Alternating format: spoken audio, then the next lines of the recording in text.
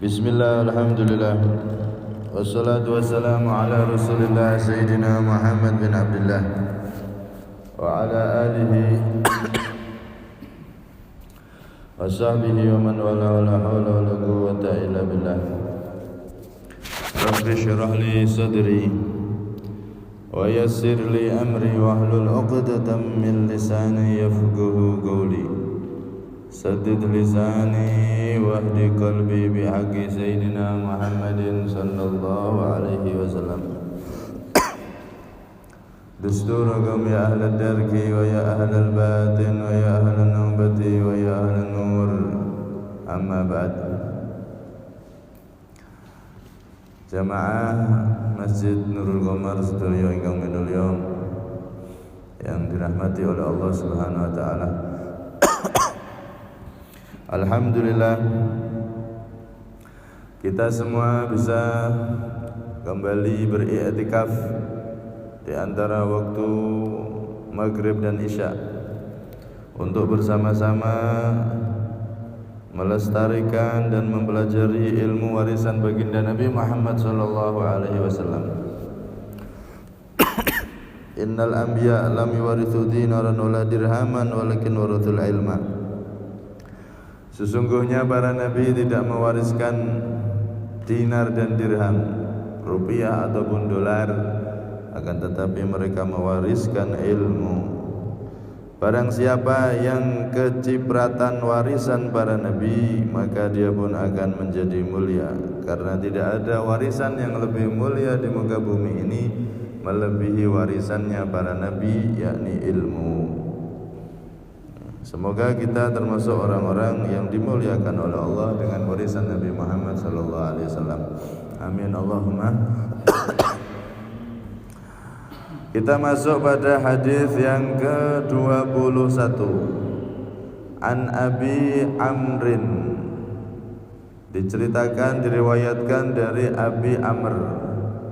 Wakila dan dikatakan Abi Amroh. Bukan Abi Amr tapi Abi Amrah.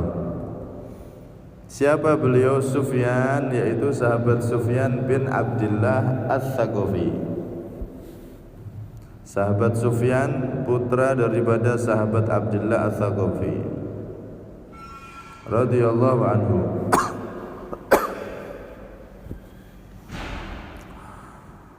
Qala, beliau berkata, qultu, aku berkata, ya Rasulullah, wahai Rasulullah, wahai utusan Allah, khulli, katakan untukku, fil islami, di dalam masalah agama Islam, qaulan, pada satu ucapan, satu nasihat, la yas'alu, yang mana aku tidak akan bertanya lagi, anhu, dari nasihat tersebut, ahadan, kepada seorang pun, ghairaka, selain engkau. Wahai Rasulullah, tolong beri aku nasihat tentang agama yang mulia ini, agama Islam, yang mana nasihat ini tidak aku minta dari siapapun selain engkau. Nasihat khusus. Ini sahabat Sufyan bin Abdullah Ats-Tsaqafi. Sebelum masuk ke jawaban Nabi, yang meriwayatkan hadis ini sahabat Sufyan bin Abdullah Ats-Tsaqafi. Beliau seumur hidupnya tercatat oleh ahli hadis cuman meriwayatkan 5 hadis saja. Kenapa? Karena memang beliau masuk Islamnya agak akhiran. Beliau adalah Ats-Tsaqafi. Ats-Tsaqafi itu maksudnya suku Tsaqif. Suku Tsaqif itu adalah suku yang bertempat di kota Thaif. Daerah Thaif, di situ ada satu qabilah, satu suku namanya suku Tsaqif, Ats-Tsaqafi. Beliau masuk Islamnya agak telat, sekitar tahun 9 Hijriah. Nabi wafat tahun, Nabi di Madinah kan 10 tahun Jadi tahun 11 Maulid itu wafatnya beliau, tahun 11 atau akhir dari tahun 10 Hijriah. Cuman sebentar berarti zaman Nabi, cuman 1 tahun setengahan. Karena itu beliau meriwayatkan cuman 5 hadis. Kenapa beliau masuk Islamnya akhiran? Karena beliau masuk Islam itu setelah terjadinya peperangan di Taif. Jadi ceritanya setelah Rasulullah SAW dan para sahabatnya selesai perang Hunain,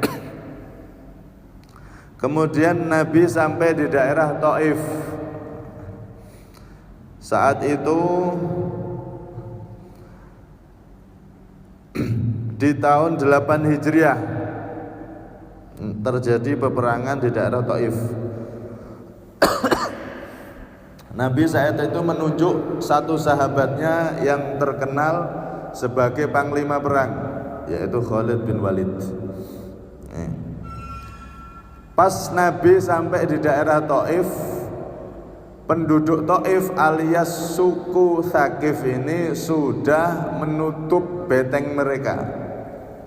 Jadi kota Taif, pintu gerbangnya, betengnya sudah tertutup dan dijaga oleh mereka. Sehingga kaum muslimin yang ingin masuk dan menyerbu tidak bisa dan kesulitan. Akhirnya Nabi mencari satu tempat di kebun dekat situ untuk mengatur strategi.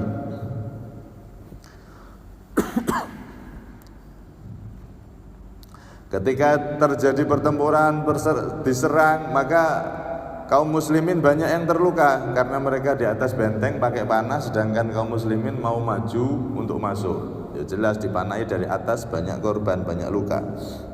Ada yang mengatakan kalau lukanya banyak yang luka, tapi yang wafat sekitar 12. Ada pendapat yang mengatakan 12 yang gugur syahid, termasuk salah satunya adalah putra daripada Sayyidina Abu Bakar As-Siddiq yang bernama Abdullah bin Abu Bakar As-Siddiq. Itu gugur di perang Taif. Nah, ketika itu kaum muslimin tidak mampu untuk masuk. Sulit. Kesulitan untuk menembus beteng daripada Taif. Sampai akhirnya Nabi dan para sahabatnya mengepung daerah Taif itu selama kurang lebih 20 malam lebih, hampir 30 hari, hampir 1 bulan mengepung Taif, tapi nggak bisa masuk. Saking hebatnya pertahanan beteng dari Taif itu. Orang Sakif. Taif itu nama daerah, orangnya sukunya namanya Sakif. Nah, saat itu Nabi dan para sahabatnya ngatur strategi. Sampai-sampai Nabi ngasih semangat para sahabatnya, kalau ada yang bisa memanah dan bisa masuk ke beteng daripada Taif, 1 panah 1 derajat di surga. Akhirnya Nabi musyawarah sama Salman Al-Farisi, yang mana beliau ini adalah ahli strategi dalam perang. Akhirnya Salman Al-Farisi mengatakan sama Nabi, Ara antansibal manjanik ala hisnihim, fa in kunna bi ardi faris nansibuhu alal husun, fa illam yakun manjanik tola thawa. Wahai Rasulullah, pendapat saya wahai Nabi, kalau engkau minta pendapat saya wahai Nabi, Salman Al-Faris ngomong sama Nabi, menurut saya wahai Nabi, kita harus menggunakan alat yang namanya manjanik. Manjanik itu pelontar batu. Kalau sekarang kayak bomnya itu, pelontar batu yang kencang, kemudian betengnya bisa jebol. Nah, pelontar batu ini akhirnya disiapkan oleh Yazid bin Zam'ah sama Tufail bin Amr. Disiapkan tuh pelontar besar untuk melontarkan batu menggempur daripada benteng Taif. Setelah siap, maka pelontar tersebut, manjanik tersebut, kalau sekarang itu apa ya? Bahasanya kayak apa niku? Ketapel, tapi bentuknya kayak itu. Kalau zaman Belanda bomnya itu, yang dibuat ngebom itu. Ditaruh di atas roda, kemudian disiapkan untuk mendekat kepada benteng tersebut. Ternyata orang-orang Taif sudah memasang besi-besi yang panas yang membara di tempat berlalunya pelontar tadi itu. Pas didorong, menginjak besi yang sudah panas, akhirnya kebakar itu. Roda-rodanya kebakar dan akhirnya gagal, tidak bisa. Setelah itu akhirnya Rasulullah memerintahkan untuk memotong korma-korma dan anggur yang ada di sekitar benteng itu. Jadi suku Taif ini terkenal pertahanannya. Mereka sebelum kaum muslimin datang itu sudah mengambil bahan makanan, dimasukkan ke benteng semua dan cukup untuk makan selama setahun. Korma sudah siapkan. Jadi kalau ada penyerangan mereka bisa bertahan selama setahun. Sudah siap dengan makanan, logistiknya sudah siap setahun. Akhirnya sama Nabi, satu orang disuruh nebang 5 pohon. Maka mengetahui itu kebun-kebun daripada orang-orang Taif mulai ditebangi oleh para sahabat. Nah, ada satu orang Taif yang menyeru, yang tak lain adalah ini. Beliau saat itu belum masuk Islam, Sufyan bin Abdul Ats-Tsaqafi. Beliau menyeru dari atas benteng, "Lima taqta'u amwalana fa inna ma hiya lana aw lakum." Wahai para sahabat Nabi Muhammad, kenapa kalian memotong kebun-kebun kami? Kebun itu adalah milik kami atau nanti akan jadi milik kalian.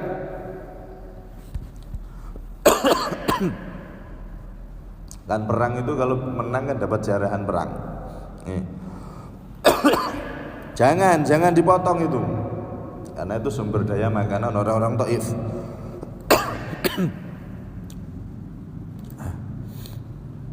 Akhirnya setelah itu Nabi bermusyawarah sama satu sahabat namanya Naufal bin Muawiyah. Setelah bermusyawarah, Naufal menjawab, "Tha'lab fi hajar. In aqamta alaih akhadtahu wa in taraktahu lam yadurrak." Wahai Nabi, orang Taif ini memang cerdik mereka dalam pertahanan. Ibarat Tha'lab. Tha'lab itu apa? Rubah itu apa? Hewan yang itu apa? Musang, sejenis musang. Mereka itu seperti musang yang berada di dalam sarangnya. Kalau engkau mau menunggu sampai mereka kehabisan logistik, mereka akan keluar dan akan mudah dikalahkan, keluar dari bentengnya. Tapi selama mereka masih ada di sarangnya, di bentengnya, kita akan kesulitan, karena terkenal benteng Taif. Dan orang-orang Taif saat itu sudah mempersiapkan tadi selama setahun, makanan untuk setahun sudah disiapkan di dalam. Kalau engkau mau menunggu Nabi, ibarat musang, nanti habis makanannya, logistiknya habis, mereka akan keluar. Tapi kalau engkau enggak mau menunggu Nabi, engkau tinggalkan, maka mereka juga tidak bisa menyerang, tidak bisa apa-apa. Tidak akan bisa mengganggu kaum muslimin, karena mereka orang jumlahnya kecil, tidak bahaya. Akhirnya Rasulullah SAW memutuskan untuk meninggalkan Taif. Beliau mengatakan, "Inna qafiluna ghadan insyaallah." Wahai para sahabat, besok pagi kita akan balik pulang ke Madinah insyaallah. Maka para sahabat heran dan bertanya sama Nabi, "Atarji walam naftahu?" Wahai Rasulullah, apakah engkau ingin kembali ke Madinah padahal kita belum berhasil membuka beteng mereka. Maka Rasulullah mengatakan, kalian masih siap? Gak kecapean, ini sudah 20 hari lebih ini. Masih siap ya Nabi? Ughdu alal qital. Kalau begitu kita coba sekali besok. Akhirnya dicoba lagi, masih gak bisa lagi. Akhirnya Rasulullah ngomong lagi, inna qafiluna godan insyaallah. Udah para sahabat, saya mendapat isyarat dari Allah, besok pulang aja. Karena Rasulullah wa ma yantiqu 'anil hawa in huwa illa wahyu yuha. Rasulullah tidak mengatakan sesuatu kecuali itu adalah ilham, perintah, wahyu dari Allah Subhanahu wa taala. Besok kita pulang wahai sahabat. Maka para sahabat saat itu heran, wong belum berhasil kok pulang. Saat itu pas pulang Nabi sambil tersenyum. Ternyata Nabi sudah dapat isyarat bahwasanya Taif nanti tidak perlu perangi. Mereka semua nanti akan masuk Islam. Dan di saat Rasulullah itu jalan untuk pulang ke Madinah, beliau mendoakan mereka, Allahumma hdihim waqfina mu'natahum. Ya Allah, beri hidayah mereka, orang-orang Taif itu. Waqfina mu'natahum, dan cukupkanlah kami dari logistik mereka. Semoga logistik mereka itu cukup, bisa dibuat makan untuk mereka. Beri hidayah mereka ya Allah. Padahal orang Taif ini dalam sejarah awal-awalnya Rasulullah ketika masih di Mekah, kan mereka adalah orang-orang yang melempari batu Nabi. Saat itu juga didoakan hidayah. Dan saat ini Rasulullah sudah punya kekuatan besar. Kalau tempur, maka Taif sangat mudah dikalahkan. Ini sulit karena mereka masuk ke betengnya dan memang beteng mereka kokoh. Didoakan lagi sama Nabi, ya Allah kasih hidayah mereka. Benar, akhirnya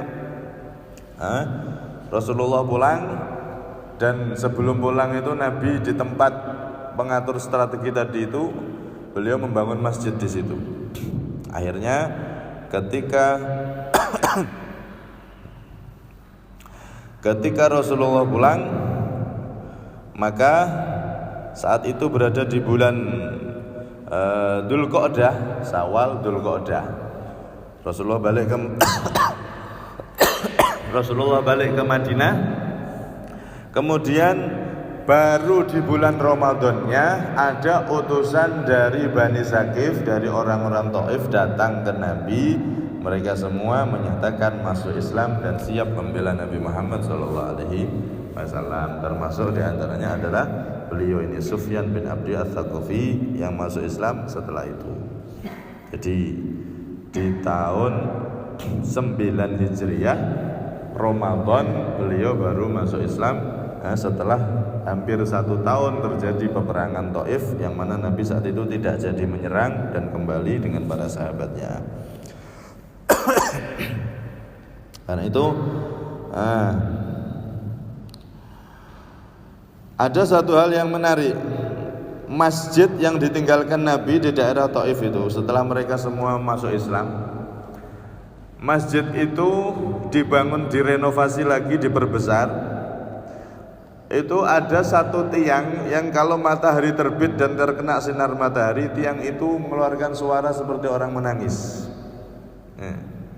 Seperti orang menangis. La'allahu, tiang tersebut adalah seakan-akan rindu dengan Rasulullah SAW, sebagaimana ketika Rasulullah berkhutbah di atas pelapah kurma, kayu batang kurma, kemudian ada satu sahabat yang tukang kayu, beliau membuatkan mimbar, Rasulullah pindah khutbahnya di mimbar. Maka batang kurma yang biasa diinjak untuk khutbah Nabi tiba-tiba mengeluarkan suara meraungan tangisan yang begitu luar biasa. Pas khutbah Jumat, tangisan itu semakin keras, sahabat sampai noleh kanan kiri depan belakang, tidak ada anak kecil. Tapi ini kayak anak yang kehilangan induknya, kehilangan ibunya, kehilangan mainan kesayangannya, nangis meraung-raung. Dilihat, diperhatikan, loh ternyata dari depan. Batang kurma yang dulu dari mimbar Nabi menangis begitu luar biasa. Akhirnya Rasulullah turun dari mimbarnya dan memeluk batang kurma tersebut, kayu potongan kurma tersebut, potongan pohon kurma tersebut seperti memeluknya seorang ibu kepada anaknya.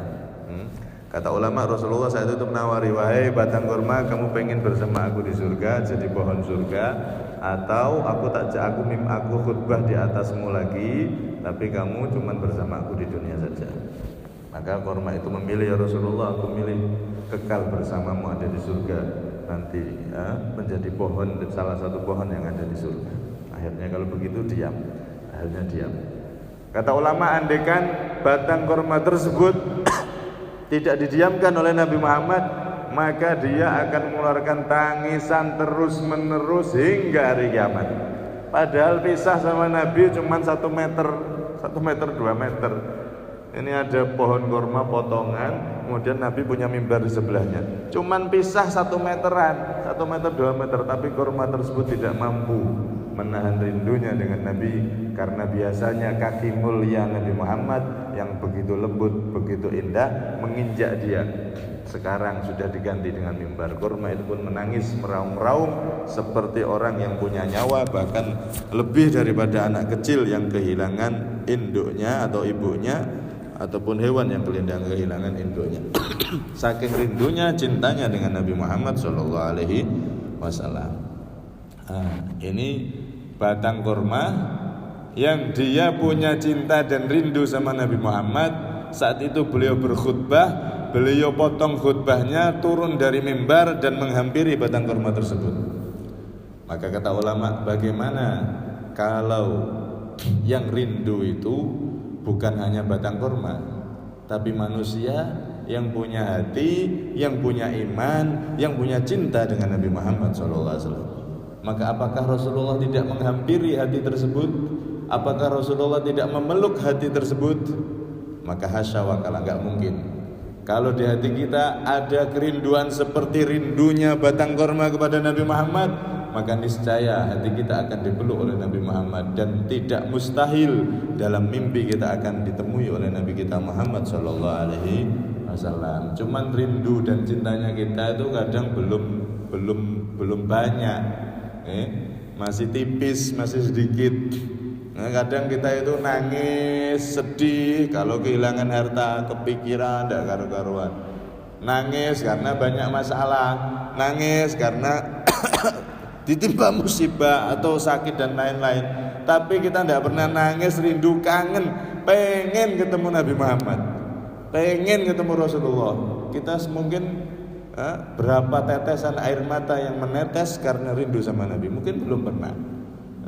Karena itu kata ulama, jadikan tetesan air mata kita jangan hanya untuk dunia, jangan hanya untuk karena ada musibah. Karena itu coba sekali-kali di tengah malam menetes, kita baca sholawat sama Rasulullah, mata kita sampai menetes merindukan Rasulullah, pengen berjumpa Rasulullah, pengen mimpi Nabi Muhammad. Maka kalau diteruskan seperti itu, rindu semakin besar, cinta semakin besar, tidak mustahil Rasulullah akan turun dari tempat mulianya di alam barzah menghampiri kita umatnya yang merindukan. Bagaimana tidak batang kurma yang tidak punya hati aja ketika rindu dihampiri sama Nabi, bagaimana umatnya yang begitu dicintai oleh Rasulullah SAW.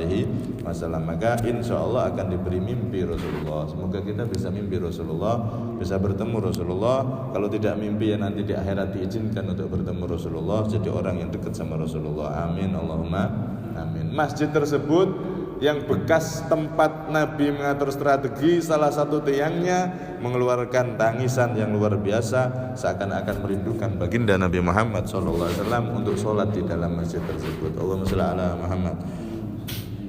Di sini sahabat Sufyan bin Abdullah Ats-Tsaqafi cuman meriwayatkan 5 hadis dari Nabi. Tapi beliau termasuk sahabat yang gemilang, karena di zaman kekhalifahan Sayyidina Umar beliau ditunjuk menjadi petugas wakil daripada pemerintah yang ada di Taif untuk mengumpulkan zakat. Karena saat itu zakat itu jadi masalah besar. Ada orang-orang yang mulai enggak mau zakat. Bahkan di zaman Sayyidina Abu Bakar diperangi itu orang-orang yang enggak mau zakat. Di zaman Sayyidina Umar ditunjuk orang-orang khusus untuk mengamankan dan mengambil zakat sesuai dengan ajaran Nabi SAW. Nah, termasuk orang-orang khusus yang ditunjuk Sayyidina Umar di daerah Taif, pemimpinnya, kepalanya adalah Sufyan bin Abdullah Ats-Tsaqafi ini radhiyallahu anhu warḍah. Nah, di sini beliau bertanya sama Rasulullah, "Ya Rasulullah, kulli fil Islam qaulan la as'alu anhu ahadan ghairak."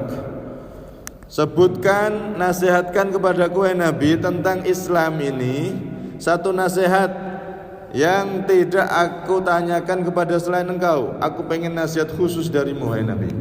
Yang menunjukkan para sahabat itu sebelum masuk Islam yang pikirannya, tujuannya duniawi, kedudukan. Tapi setelah masuk Islam, mereka berubah pola pikirnya. Ibadah, ilmu, nasihat seperti itu. Akhirat yang mereka utamakan, yang mana sebelum mereka masuk Islam dulu mengutamakan dunia di atas segalanya. Tapi setelah masuk Islam, akhirat yang menjadi cita-cita utama mereka. Karena itu disebutkan oleh para ulama, kalau kita itu pengen anak kita jadi anak yang soleh, nurut, maka ajari cinta akhirat, Pak. Jadi kalau malam itu ayo le tidur, besok sekolah. Jangan besok sekolah kata-katanya. Ayo le anak tidur, besok sholat subuh. Kata-katanya dirubah. Besok sholat subuh, sehingga pas bangun itu pikirannya akhirat, subuh sih. Baru nanti sekolah. Kita kan kadang enggak kurang perhatian seperti itu. Kenapa harus seperti itu? Karena Nabi ngajari, man kanal akhiratu hammahu ja'alallahu ghinahu fi qalbi wa jama'a syamlahu wa atatsud dunya wa hiya raghimah. Barang siapa orang itu pikirannya yang dia pikirkan utama adalah akhirat, bangun tidur yang masuk ke pikirannya itu akhirat, maka apa kata Rasulullah? Allah akan menjadikan kekayaan di hatinya. Hatinya tentrem nuripe, walaupun pas-pasan tapi merasa lebih enak daripada orang yang kaya. Diberi kekayaan hati. Wa jama'a syamlah, dan dia segala yang tercerai-berai dari urusannya akan dihimpun dan dikumpulkan kembali oleh Allah. Masalahnya ada solusi dan seterusnya. Kemudian wa atatsud dunya wa hiya raghimah, maka dunia akan datang kepada orang tersebut dalam keadaan hina, alias masalah duniawinya dibuat mudah oleh Allah. Tidak sampai banting tulang, kaki dibuat kepala dibuat kaki, tidak sampai. Kalau orang itu pikirannya akhirat, bangun pagi yang dipikir sholat subuh, bangun pagi yang dipikir adalah ibadah kepada Allah, maka di hari tersebut dia akan diberkahi oleh Allah. Semua urusannya dipermudah oleh Allah Subhanahu wa ta'ala. Sebaliknya, wa man kanatid dunya hammahu ja'alallahu faqrahu baina aineh. Barang siapa yang bangun dari pagi pikirannya itu adalah dunia, pikirannya kerja, langsung bangun melek langsung mikir kerja, enggak mikir sholat subuh, enggak mikir apa, maka apa yang akan terjadi kata Rasulullah? Allah akan menjadikan kefakiran berada di kedua matanya, di antara kedua matanya. Merasa kurang terus, padahal uangnya udah banyak. Merasa kurang terus, merasa orang yang uangnya itu masih kurang terus, padahal hasilnya banyak, tapi merasa kurang terus. Wa farqa alaihi syamlah, dan segala urusannya akan semakin tercerai-berai, semakin ruwet hidupnya. Walam ya'tihi minad dunya illa ma qaddara lahu, dan dia tidak akan mendapatkan dunia kecuali sesuai yang dikasih oleh Allah, yang ditakdir oleh Allah untuk dia. Bangun tidur mikirannya sudah kerja nanti gini. Nah, maka sehebat apapun yang dia atur, mau kerja dia atur, pas bangun tidur dia atur nanti begini, tetap yang dapat dari dunia cuman yang dikasih oleh Allah, yang ditakdir oleh Allah, rizkinya di hari itu segitu ya segitu. Karena itu bangun tidur ini kita ajarkan, Pak, sama anak-anak kita itu, sama generasi setelahnya. Nah, jadi pas anak sekolah, ayo sudah malam tidur, besok sholat subuh, tidur besok biar enggak kesiangan subuhnya. Sekolah nanti setelah itu, sholat subuh ayo sekolah. Jangan kita pas anak kita mau tidur yang ada di pikiran sekolah, yang ada di pikiran selain ibadah sama Allah, jangan. Dan ini adalah satu hal yang luar biasa ini dampaknya. pola pikir, tapi nek orang tidur bangun kemudian yang dipikir salat subuh ibadah sama Allah, di hari itu dipermudah semua urusan dunia oleh Allah. Tapi bangun tidur pola pikirnya duniawi salat subuh enggak kepikir. Nek enggak kepikir masih dilakukan cek mending. Itu pun sudah kena dampak jeleknya. Apalagi nggak kepikir, nggak dilakoni sisan. Waduh, ini uripe nggak tambah bahagia, tambah sumpek terus nih. Nah, karena itu lihat ini para sahabat yang jadi pikiran mereka tanya Nabi. Ini sampai beliau, aku tanya wahai Nabi, pengen tanya pada engkau Nabi satu nasihat yang aku tidak tanyakan pada siapapun selain engkau. Nasihat khusus aku minta dari engkau Nabi. Nah, apa itu nasihatnya? Nah, maka akan dibahas besok di pertemuan selanjutnya karena ini sudah hampir isya.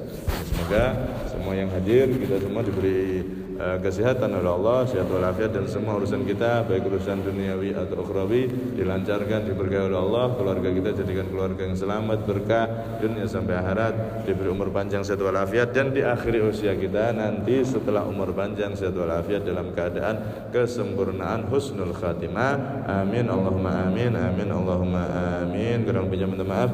Assalamualaikum warahmatullahi wabarakatuh. Barakatul Fatihah.